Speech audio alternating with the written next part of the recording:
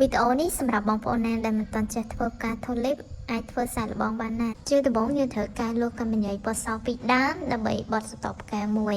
យើងធ្វើការបត់លុបកម្មញ្ញនឹងជាពីរឲ្យវាស្មើគ្នាមកតបមកយើងធ្វើការសោកវាចូលគ្នាមករួចយើងធ្វើការកាច់វាបវលវាពីរតង់មកដើម្បីវាជាប់ល្អរួចយើងកាច់ឲ្យវាស្របគ្នាចំពោះប្រវែងយក5សង់ទីម៉ែត្ររួចយើងធ្វើការកាច់វាជាពីរតង់មកហើយចំពោះស្តបលើហ្នឹងយើងកាច់វាមកខាងក្រោមហើយបវល់វាឡើងទៅលើវិញហើយចំពោះជាហៀងទៀតយើងបវល់វាទៅខាងក្រោយហើយយើងកាច់វាមកលើដូចគ្នាបន្ទាប់មកយើងធ្វើការសោកវាជាមួយនឹងស្តបផ្ការបស់យើង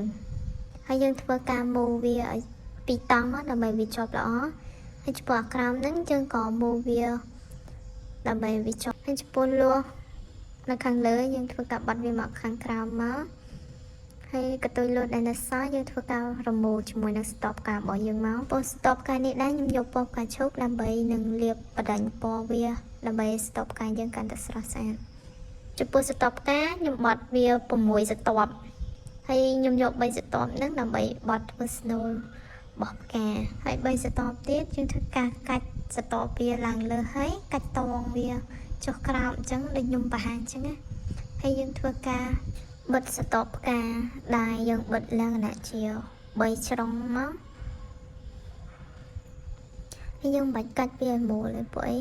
តែមូលពេកក៏អត់ស្អាតដែរហើយយើងធ្វើការបិទស្តបផ្កាខាងក្រៅទៅតាមជ្រុងនៃស្តបផ្កាខាងក្នុងយើងធ្វើការបិទវាបាន3ជ្រុងដូចគ្នាមក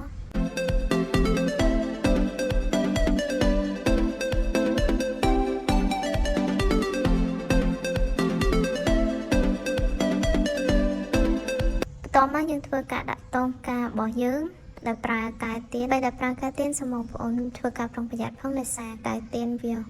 ក្តៅខ្លាំងអាចធ្វើឲ្យដៃយើងលាបបានណាហើយចំពោះស្លឹកផ្កាខ្ញុំយកលូកម្មញ្ញពណ៌បៃតងពីរដើមដែលមួយខ្ញុំបត់ជា2និងមួយទៀតខ្ញុំកាត់វាជា2ហើយយកវាមកភ្ជាប់ជាមួយនឹងកន្លែងដែលយើងបត់ហ្នឹងបងប្អូនអាចមើលបានងាយស្រួលហើយវីដេអូរបស់យើងត្រូវបានបញ្ចប់អរគុណច្រើនសម្រាប់ការទស្សនាកុំភ្លេចធ្វើសារល្បងមើលណាអរគុណ